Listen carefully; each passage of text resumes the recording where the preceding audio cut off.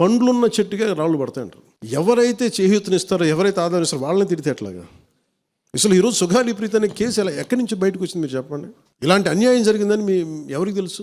ఈ రోజున గత ప్రభుత్వం 2019, 2024లో ఒక ప్రభుత్వం మీద, అప్పుడు ముఖ్యమంత్రి మీద మాట్లాడటానికి అసలు ఎవరికైనా ధైర్యం ఉందా?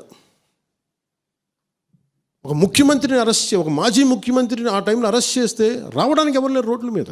అలాంటి పరిస్థితుల్లో ఓడిపోయి 2 చోట్ల ఓడిపోయి ఉన్న ఒక ఎమ్మెల్యే వాళ్ళ పార్టీకి వెళ్ళిపోతే ఏ మానసిక స్థైర్యం, ఏ ధైర్యం, ఏది ఉంటుంది చెప్పండి ఎవరికైనా? మరి అలాంటి సమయంలో నేను ఒక తల్లి పడ్డ వేదన తీసుకున్నా.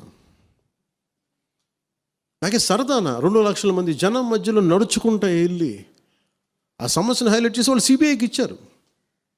సిబిఐకి ఇస్తే మన ఇంటర్నల్ పేపర్ వర్క్ మనకి ఎలా తెలుస్తుంది?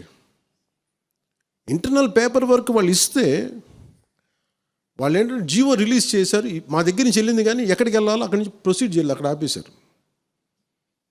హోంశాఖ నుంచి వెళ్ళింది సెక్రటేరియట్లో ఎక్కడో నెక్స్ట్ ఫైల్ ఢిల్లీకి వెళ్ళాల్సింది అక్కడ ఆపేశారు. మేము హోంమంత్రికి మేము సిబిఐకి పంపించేసాం అంటే లెటర్ చేశారు, లాక్ చేసి లాకర్లో పెట్టారు. ఇది జరిగింది. ఈ ప్రాసెస్లో ఏం చేశారు, వాళ్ళకి ఈ కేసు కొంచెం సెన్సిటివ్ కేసు కాబట్టి మీకు చెప్తాను.